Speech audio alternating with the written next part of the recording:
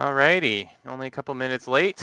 Hello, everyone. Welcome to the first Patreon exclusive live stream. I just want to say thank you to Allie, who's behind whose voice you maybe heard there. She's behind the scenes and is helping us set all this up because Verity and I don't know what we're doing. But yeah, we're excited to talk about Humblewood 2. We've got some questions from you folks, but I think we'll start with some quick introductions. You've seen us a little bit, I think, heard from us a little bit in posts and things, but maybe don't know our faces. So my name's Jordan. I'm the head of the content department at Hitpoint Press. I am going to be heavily involved in a lot of the creation of Humblewood 2, and then I'll popcorn it over to Verity to introduce themselves. So my name's Verity. I wasn't at Hitpoint Press for Humblewood, but I edited Humblewood Tales. I love Humblewood, and I'm super excited to get to work on Humblewood too. I've also been involved in much of our other projects as well. So yeah, this is very exciting, and excited to get to talk to you guys about Humblewood. Yeah, and just a little bit of housekeeping at the beginning. We'll only be, for live questions and things like that, we'll only be addressing stuff that has to do with Patreon and Humblewood 2 specifically. If you've got questions about other projects and that kind of stuff, we've got our support email on the site for you, on our hitpointpress.com, for you to go and ask those questions there. So yeah, we'll be focusing on things that have to do with Humblewood 2, because that's what we're super excited to talk about today. All right. Okay, so shall I kick us off with our first question? Let's do it. Okay, so we had a question from an anonymous person who asked, what was it about Humblewood, the continent, that made you choose to explore that region first? Yeah, so I can take this one since I was around for the beginnings of Humblewood.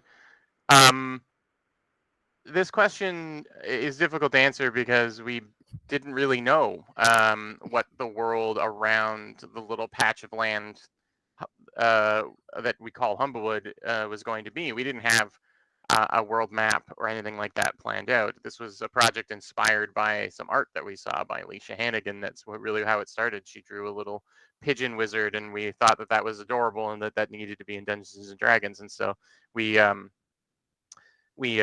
jumped off from there. The world map came after. The first Kickstarter was so successful. We thought, okay, well, we need to start thinking about the world as a whole, because Humblewood, I'll consider it as a very small area. I'm not very good with geography. I don't know what I would compare it to in our real world, but it is just a small patch of compared to, say, a whole world. And so I think the inspiration for Humblewood was things like Redwall and fantasy books that we read growing up. And so I would say we definitely stuck to a comfort zone in a way, because forests and that type of stuff is very accessible. It was our first campaign setting for D&D as well, so we wanted it to feel familiar in some ways and fit into people's campaigns if they wanted to just, say, use the player-facing stuff. And so yeah, we're excited to go, as we've been saying, beyond the canopy and go into new different environments and stuff like that. But honestly, the first Humblewood, it just came out of the original art and the fact that we wanted something that was reminiscent of what people maybe read growing up and that kind of stuff. So forests and cute critters. That was the goal. Yeah. Mm-hmm. Yeah, it's kind of exciting to now be able to go beyond that first little area and also work out how does Humblewood fit into this wider world that we've been working on, and those connections, things which it's one of my favorite things. It's how is it going to work that if you're a character from Humblewood, how are you going to find yourself in these other places, and vice versa, if you're from another location. And we've started doing that already with some of our the tales from Humblewood Tales have characters in them from other places, which is sort of hinting at some of these wider areas. Yeah, Free RPG Day content also sort of gives sneak peeks at those too. Mhm. All right, I'll bounce the question over to you, Verity. Mhm. This comes from regular Patreon posters, I understand, Kitsumara and Dust Chubby Bunny. Will there be more information regarding the other lands as seen on the Everden map? So this segues well from what we were talking about. Mhm. And what other cities exist on the other lands? And will there be a map with those cities? Yeah. Well, definitely there is going to be a lot more information about these other lands that you might have seen on the Everden world map, which we have shared in various places. And actually, Humblewood 2 is going to focus on the entire continent of Weston. And Weston is the continent that Humblewood is part of. But we're going like beyond Humblewood, across the mountains, up into the frozen north, like into the an area called the Fern Belt, and then down into these kind of very dangerous mountains called Stormcrag, and then to the kind of jungles of the southern Tangle Wilds, which was the place where the Heart of Daco is set. So yeah, especially for Humblewood 2, we're really focusing on this continent, and we have plans for all the other places you see on the map as well. So don't worry, it's not going to remain blank for forever. And I guess for the cities, that's one of the things we're kind of fleshing out at the moment is like what are these settlements? What is life like in these places? Who's living there? What are they getting up to? What kind of adventures can you get up to in these places? Something I really like about Humblewood is that it's got this kind of great cozy vibe of like, oh, these little critters having a lovely time. You can enjoy various kind of wholesome activities, but also there's like intrigue and monsters and danger and like trying to find that balance in these different areas is going to be really fun. Yeah. So I will come on to the next question from Poppet, who gave us loads of great questions. Yeah, thank you for all the people who Yeah. submitted questions, for sure. So do you anticipate Humblewood 2 continuing on from where the first campaign finished, or will it be a fresh start with fresh characters? If so, what level do you anticipate the campaign starting at? So we've just started nailing down the adventure kind of plot line, and our goal from the beginning was to have all of these books. Well, the two books that we have now, anyway, or the book that we're working on now, to connect, so that if you wanted, it would continue a story, an ongoing story. And so campaign 1 ends at 5th level, and so Humblewood 2's campaign will start at 5th level. And so that your heroes of Humblewood can carry right on, and then we'll have prompts to get them into the story right away. But then we also don't want anyone feeling like they have to have played through the first set of things, and so we're also going to give advice so that you can start from scratch with this. You'll start at 5th level because that's what it will be balanced for, and it should take you through to the 7th or 8th level. That's our plan on the scale of this. Yeah, we want to make it like accessible for players who have played through Humblewood 1, and also we know some players have played through Humblewood 1 and are now at like level 9, 10. So we need to like make sure that there's options. We've also got a bunch of cool new player facing options in Humblewood 2. So if someone wants to make a new character, we want to make sure that like everyone can enjoy this adventure. So we're sort of planning this like 2 ways in to make sure everyone can have a good time. And this ties into a question we got from Cole, I think, player-facing content. Cole says, I heard whispers of a whole new class. Can we get any more info on that? And I'm trying to remember what we've said already. Not a huge amount. Did we say anything other than the new class? I think we may have just said a new class. Okay. It is, coming up fairly soon. But Jordan, maybe you can give us a few kind of hints about what sort of thing we might be doing. So we are working on our first ever new class, and yes, it will be part of Humblewood 2 and heavily tied into the story of Humblewood 2 as well.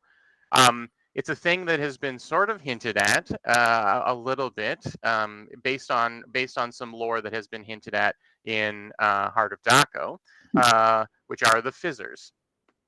I don't want to say too much about it, but you're going to be the first to see it. And it's not, trust me, I know the deadline is not very far away for me to get it finished. So the first draft of it to get finished. So you will be seeing it in March. But yes, we are introducing the Fizzars as a new class with 3 subclasses as well that are going to talk sort of about the past, the present, and the future of the concept of the Fizzar. I don't want to say too much more about that, but I will say, for those of you who are a fan of the concept of the Scrounge Crafters, which were the Mopok kind of tinkerers that we've shown all kinds of fun.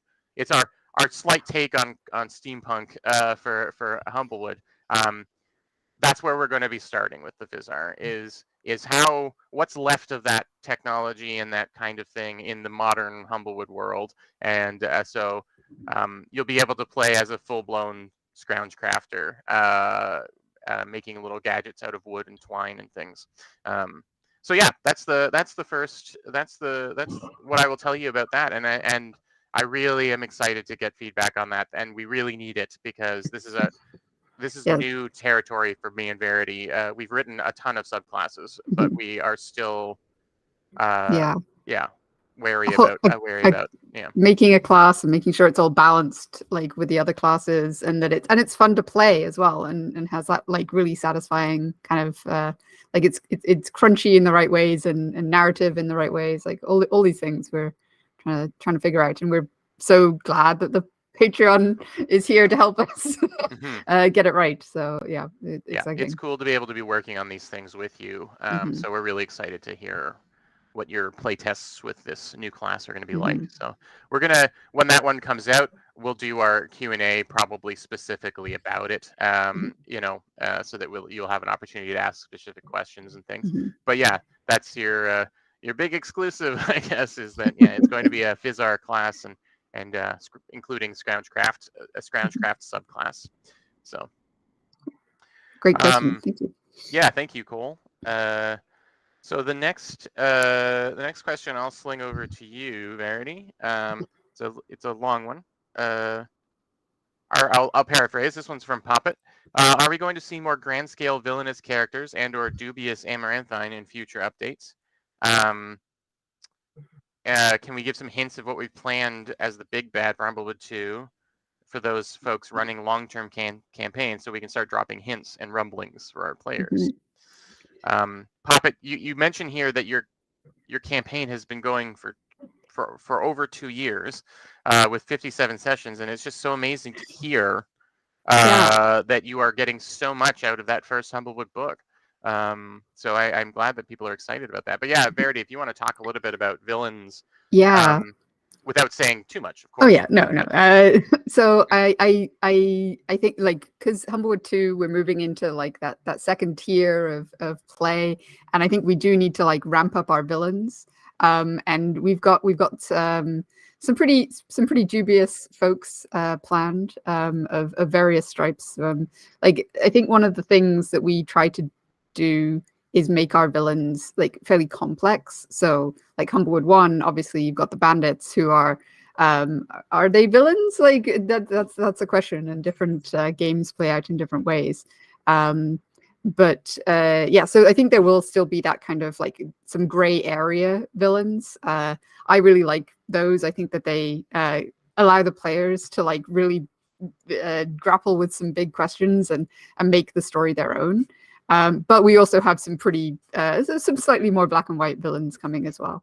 And in terms of hints for like dropping hints for Humblewood 2, I would say look at the Heart of Daco. We are like going to be kind of explaining some of the stuff that goes on in the Heart of Daco, so you will get the full story of what's going on there. But that's really like kind of the core of things, I think.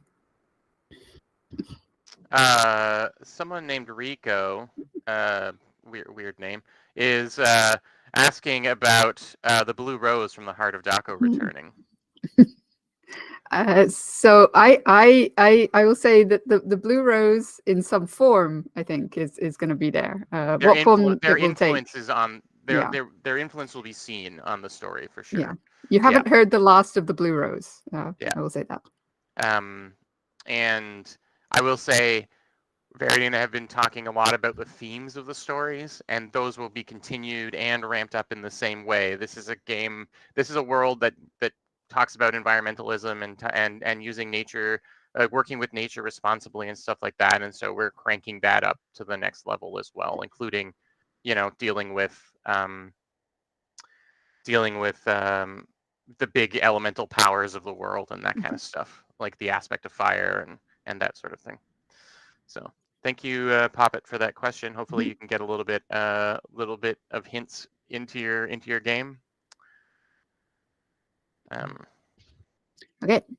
Next question comes from Cole that I think you gave us beforehand. Will we have more depth into the intricacies of Humblewood like we got in the Alderheart Traveler's Guide? I use that so much in making the city feel alive for my players. I would love to get more of that. Oh, great that you loved the Alderheart Guide. That's great to hear. So, Jordan, what do you think? Yeah, so we really liked working on the Alderheart Guide and giving expanding Alderheart and Humblewood, and it also made it so that we had a better understanding of our own creation in a way, and so many.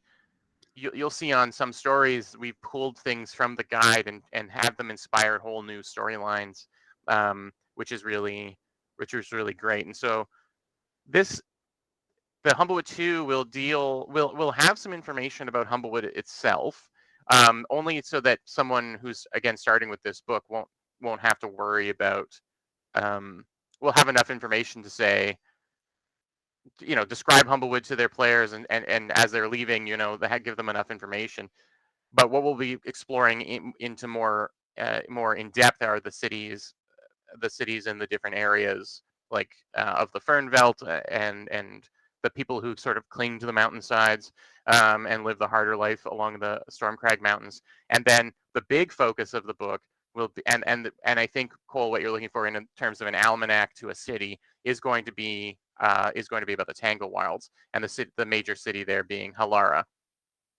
And so we are making sure that we have a lot of space committed, because I mean, even if you're just looking at the map, if you look at Humblewood and you look at Alderheart and then you look at how much Tanglewild is, Tanglewild is its own South American continent worth of worth of space. And so we've made sure to commit enough space, I should say, in the book, so that those worlds are that world is explored, and you're giving enough given enough to work with. But a theme of this story will be exploration for sure.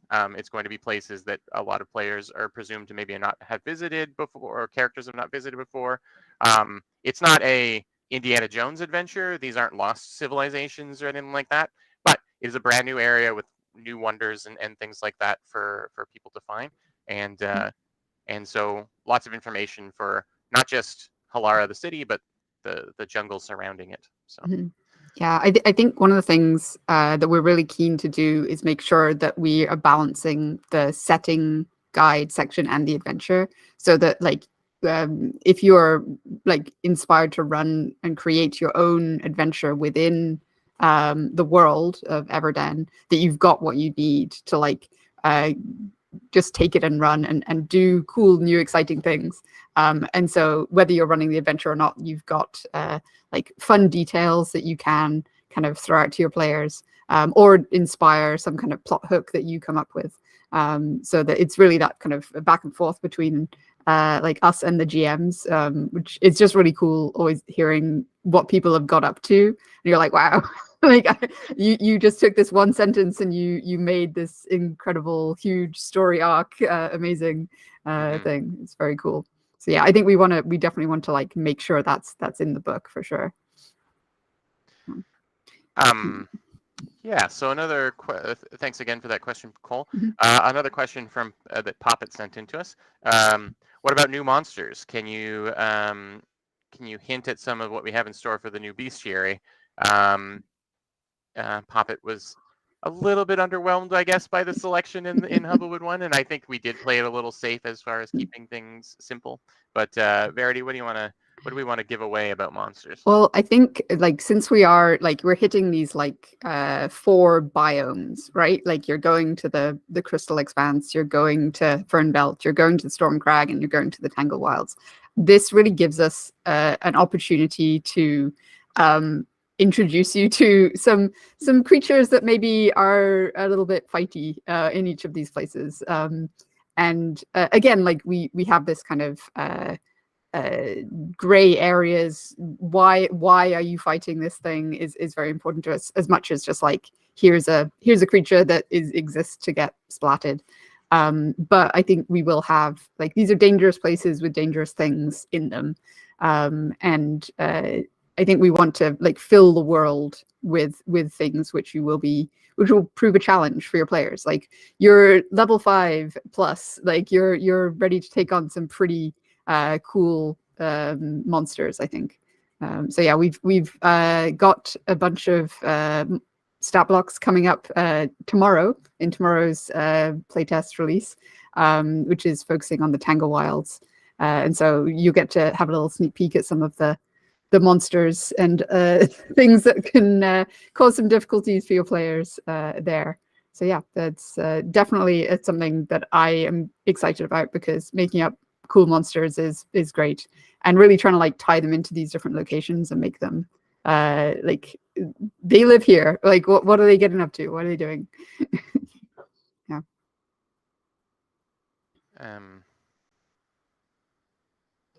Yeah. Poppet, thank you for joining us in the chat. You're asking, I just want to know what the official story is about Hath. What's his deal? Oh, Silent Starry One? Yes, more Hath. I love Hath.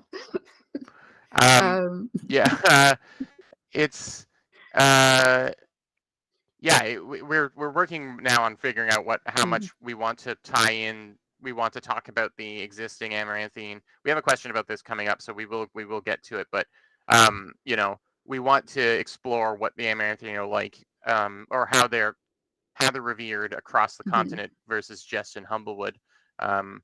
So maybe we'll get more details about Half in the future. I will say there is one location I think that is being floated that is kind of tied to Hath, which I love and I'm very excited, and I hope makes it through into the final book, because it's one of my favorite places. Spooky Hath Island. I don't think you'll ever know about Hath entirely, because that's not Hath's deal. they're Silent Starry One. It's kind of right there. Yeah, they're meant to be a little bit unknowable and spooks. Yeah. So yeah, but yeah. Okie dokie. I've got another question here from an anonymous person. Can we please get Humblewood for Pathfinder? Yeah, I mean, this is a perennial question, and we know that there are a lot of fans of Pathfinder out there, but it's just not on our plate right now. We're focused on D&D, especially with 50th anniversary coming up and all this.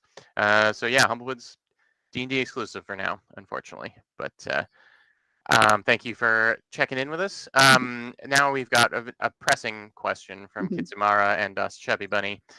Thanks again for the questions. Verity, settle it once and for all now. Do hedges wear pants? Okay, so this question is actually much deeper than it might seem at first, because there's lore to whether hedges wear pants. So some people would believe that there is a typo in one of the digital versions of Humblewood Tales, which claims that Henwin, the patron Amaranthine of the Hedges, is the deity of pants. And that this should actually be plants, which would make a lot more sense. But no. Henwin is canonically the Amaranthine of pants. I say as the person who missed that typo, and so I think there's probably quite a lot of like debate about whether the wearing of pants is appropriate amongst hedges. Some probably do wear pants, some probably don't, and yeah, but I will say they're Amaranthine very into pants, and taking care of pants and ensuring that pants are okay. So, watering pants. And, watering pants, yeah. Tending to pants, yeah. Planting pants. Yeah. So obviously, the hedges show reverence by wearing pants. Yeah. We've got a couple of questions from the crowd here. One is from Brian, another familiar name. Brian says, "Love the Humblewood monsters. Are we going to have more pun fun, like with the mountain lion that is a lion that is part mountain?" And I think I can speak for Verity in saying that puns are #1 priority as far as I think writing. You mean number pun priority. Number pun priority. Yeah. See, yeah. Obviously, we like having fun with that. Anyone who's read Heckna also knows that we've loaded that one with it too, and so it won't be any different. I don't think for Humblewood too. Yeah. Gotta have some Verity puns. is the queen of puns, and so we'll make sure that they get put in there. Apologies in advance.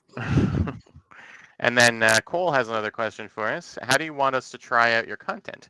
Do you want us to try and fit into our campaigns? Would one-shots be good testing grounds, or are you primarily looking for options based on first looks? I'll say all of the above. Like, we want your gut instinct feedback right away. You'll be able to refill the feedback form out over and over again, and so we can, we'll make sure that there's the context. You can give us context as to what scenario you play tested it in, but especially for stuff like the class, we want to see how it levels up. We want to see how it plays over more than one session, that kind of thing. So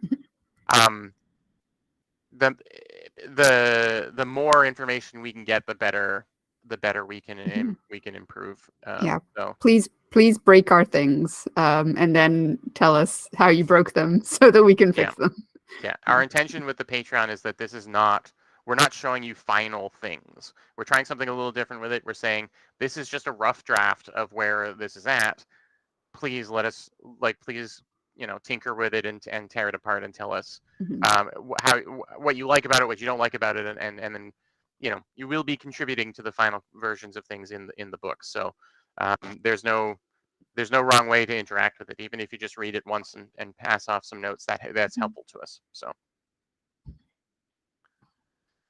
okay, it seems like another question is coming on chat from Lost Girl. Hello. Hi, player in Puppet's campaign here. I love Humblewood. Puppet has created the greatest story. That does sound like Puppet is really, really doing it. I would love to know if you have any thoughts about the events and happenings overseas in between the continents.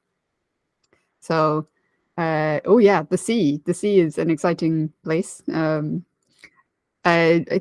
Jordan, any thoughts about the sea? Yeah, well, I mean, I think about the sea quite a bit, but as far as the seas of Humblewood, we do have we're fans of that kind of story, and we do have a lot of ideas, but and we are starting to think about big picture, because we do want a story with a beginning, middle, and end over any number of Humblewood books that we put out, and so we're starting to look at what happens after Humblewood 2 and what is the connecting threads there.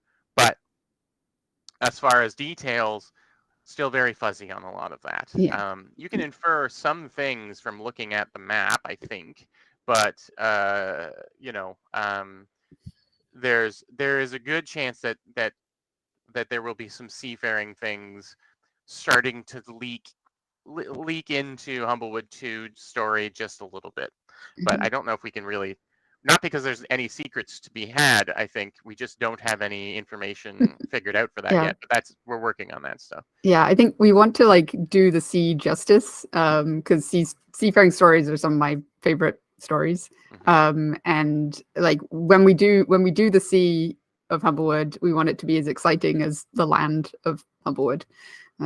Like really give it its due, not just a little kind of paragraph at the bottom of a page. So guys have asked some great questions. Let's see.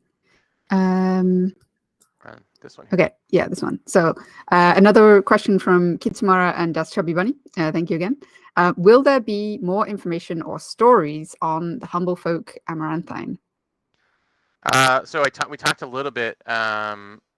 We talked a little bit about the Amaranthine, and our focus in Humblewood 2 will be introducing new ones. We do have plans for that because we do have new, as you've started to see, new Humblewood races, Birdfolk and Humblefolk alike, and so we want to make sure that their religions and lore are focused on, but we are including a section that will be what it's like to worship Clurin or Kren or whatever in the Tangle Wilds or in Fernveld, because we know that people are very fond of that lore. We're very fond of all that lore as well, and so we're going to be making sure that making it clear that the Amaranthine of the first book are not exclusive to that little patch of land. They are part of a bigger they're everywhere. Yeah. And one might be more kind of honored in one place, but they are everywhere in the world. Rico asks, any updates on the comic? I believe we've gotten the art for the last... Or the art is commissioned for the last issue. I believe it's starting, I think. Yeah. I think. I know the script is done. The script is done. Yeah, I know we got the script, and I think it's been sent to the artist, but it's on. We're on the last issue, and it's coming to a close. It's exciting. Being put on the spot here, but yeah. And another question from Cole. Do you want to read this one there? Sure. So what has been your favorite part about working on these projects so far?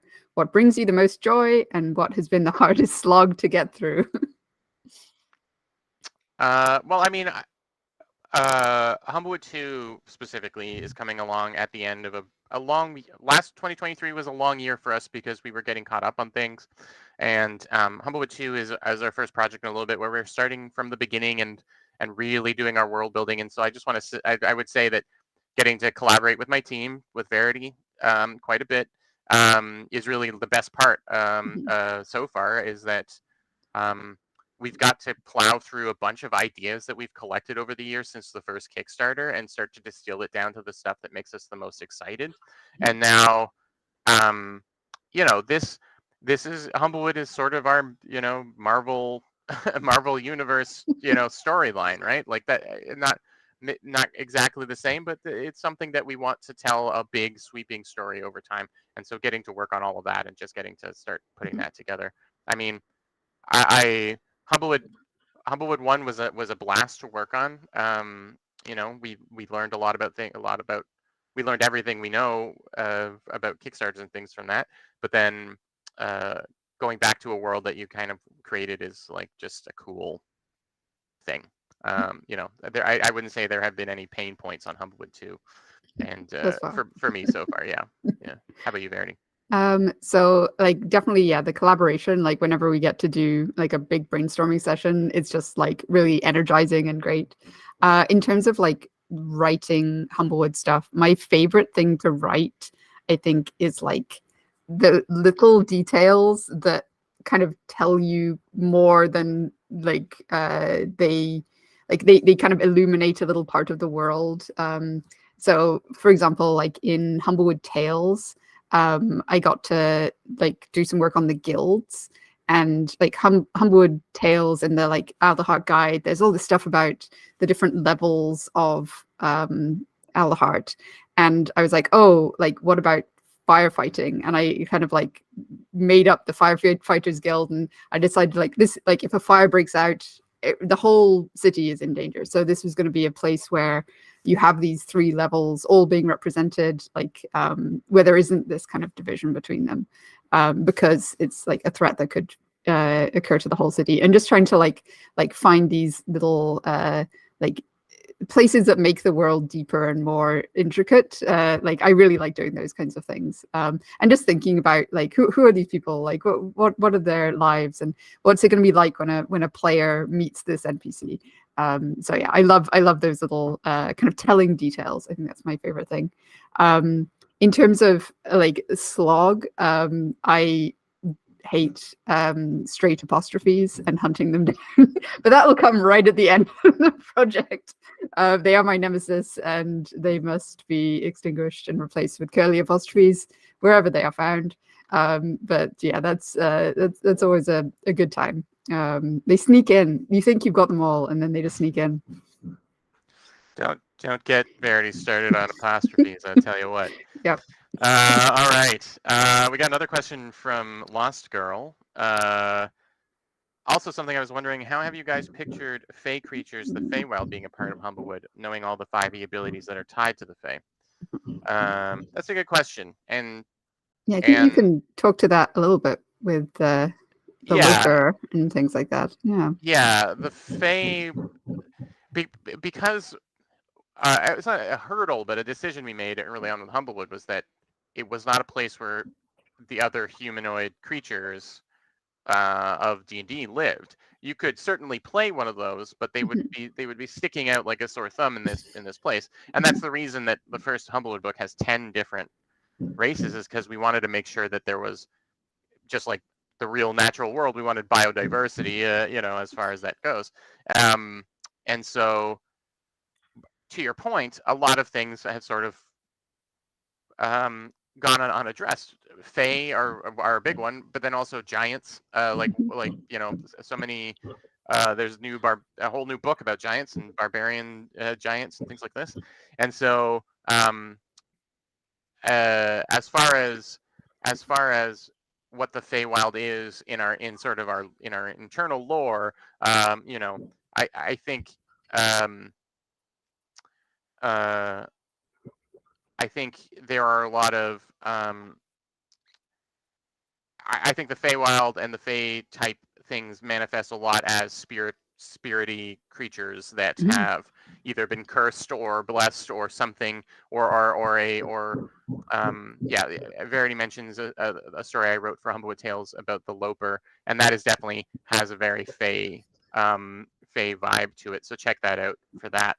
But I'll be honest. I'm stuttering a little bit about it because we haven't addressed it directly, and there's some things that maybe we can use. This is some good thinking points for Humblewood too. Certainly figure out what a giant looks like. I'm my pitch. This is non-canon, but my pitch is like we get into some prehistoric megafauna. Your glyptodons, your mammoths. I feel like that's a fun thing to start exploring for giants.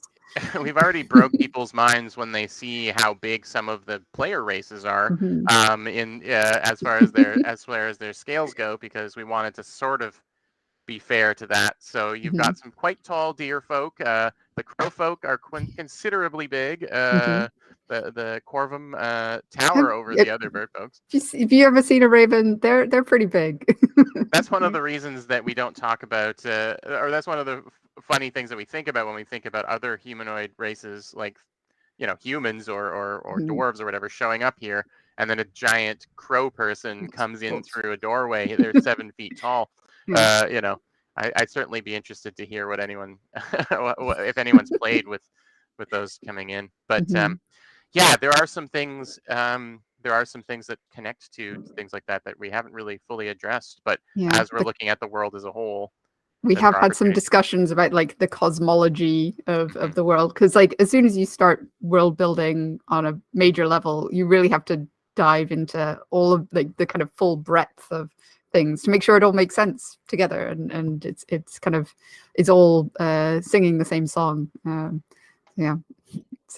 It's fun. We haven't fully figured it out, but that's the fun of getting to kind of create it, and Rico asks, will Locke from Heckna be saved and return home to Humblewood? That's up to the players. If you meet Locke in the Heckna campaign, he's our little nod to Humblewood. He is a Corvum that is trapped in the Eternal Carnival and the Revelia. So that's up to you guys to save him and bring him back, I think. So yeah, that's on you, Rico. You'll have to save Locke yourself. Yep. It's a good ambition. That'd be a fun character backstory. One of the gotta least save Locke. rotten NPCs in Heckna, so definitely worth saving. Yeah. So we got a question from Poppet, and I'm starting to think that maybe this question is because they may have some plans of their own for their own campaign. But Verity, is the Evertree of the Gasparian Isles or the Tanglewilds a banyan tree? Please say it is. It's such a cool nod to so many Indian Ocean cultures. So banyan trees, very, very cool. I can't say that the Tanglewilds tree is a banyan tree, but I am definitely pro banyan tree. I once saw a banyan tree in Taiwan that had fully taken over a factory, and you get to walk around like inside the tree that's also a building, and that's pretty inspiring. So yeah, there is a banyan tree fan on staff. So I think we're probably going to have at some point some banyan tree action, because yeah, they're just amazing trees, and yeah, as you say, like amazing kind of cultural like icons, really. So yeah, that's one of the things with like writing Humblewood is basically whenever I am trying to think of something, all you have to do to get inspired is just go and look at the natural world, and it's so much cooler than like anything else. You're just like, wow, this tree is amazing, wow, this animal, like they do this incredible thing, and then getting to trying to like translate that into Dungeons and Dragons or into a like a piece of lore is just really cool. But yeah, the natural world is definitely like the most inspiring thing. Yeah, especially banyan trees. And I think this leads well into our last question that we have here. What other Humblefolk and Birdfolk are out there from Kitsamara and Dust Chubby Bunny? Yeah, do you wanna tackle that one, Jordan? Well, I mean, you're going to be seeing a lot of them new ones this year. What's already gone out? We've talked about. So the Allurans and the Sita are out. You've probably seen the Caprins in our header image and in a couple of our promo images. Those are our goat and sheep people. The Tilia, the kind of gecko folk, also in our header image on the Patreon, and featured pretty heavily in Humblewood Tales as well with Smextandra. And who else have we got? We've got the Arma Hedge. So that's one of the sub races. So we're doing entirely new races, and we're also going to do some sub races of races from Humblewood 1. Who else have we got? And I think those are all the ones we've announced. But there are definitely more in the works. We've got some probably hint here for you. We've got some more Birdfolk coming along. We've got we're kind of doing hummingbirds. So I'm quite excited for them, which is like just a really fun type of bird to try and translate into a playable race. I'm a huge fan of very small characters, so that's also fun. I think the trouble is that there are too many options when it comes to this, and I have the difficult job of reining in my team when we are trying to make sure that we control how much content is going into each book. Because at a certain point we'll be spreading ourselves very, very thin. But everything needs to have enough space that it's getting its time in the sun, it's getting its due. Which Jordan has repeatedly reminded me, because I get very excited and I'm just like, but look at this, look at what this duck can do, it's amazing. So every new every new race that comes along, we think, can this be represented by something Yeah. else? Did you The know there's a type of bird that can shoot salt out of its nose? Like, like there's so many cool options. Yeah, but does that bird need its Yeah, entire does own that bird race? need its own Is that race? a feat? Yeah, Salt nose salt feat? nose. Yeah, yeah. Yeah. But that being said, as we've been saying, we've been like planning. We're starting to plan other stories down the line, and we want to obviously introduce. We know that animal folk are the heart of Humblewood. So if you look at the different regions of the map, you can kind of get some ideas of what we have in mind for those areas. There's I can't remember the name off the top of my head, but there's an area sort of in the northwest that we're kind of treating as the Canada. We want it to be a Canadian type climate, and apart from a reference to say moose, there isn't a ton of animals that are near and dear to the Canadian wilderness. Yeah. So you can certainly maybe Imagine. Yeah. imagine beaver folk or Mhm. whatever down the way. But I'm pushing for squirrels and flying squirrels at some point. yeah, They're super cute, and I see them every day in my garden, and I'm like, but these guys, they're so cool, but it, also so in naughty. your campaign settings, Mhm, there can be anything that you want, mhm, and there are no canonical. Your campaign setting is your canon, and so please.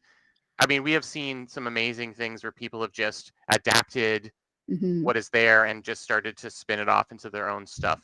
Um, and even when we were playtesting, I adapted some of the hedge into moles because I wanted some underground creatures. We're doing it ourselves too. So yeah, I think trying to hit these like the archetypes really, so that you can so we don't get so specific that you're a bird shooting salt out of your nose, but you're a diving bird or whatever. Like that, there's a bunch of different birds that can kind of cover.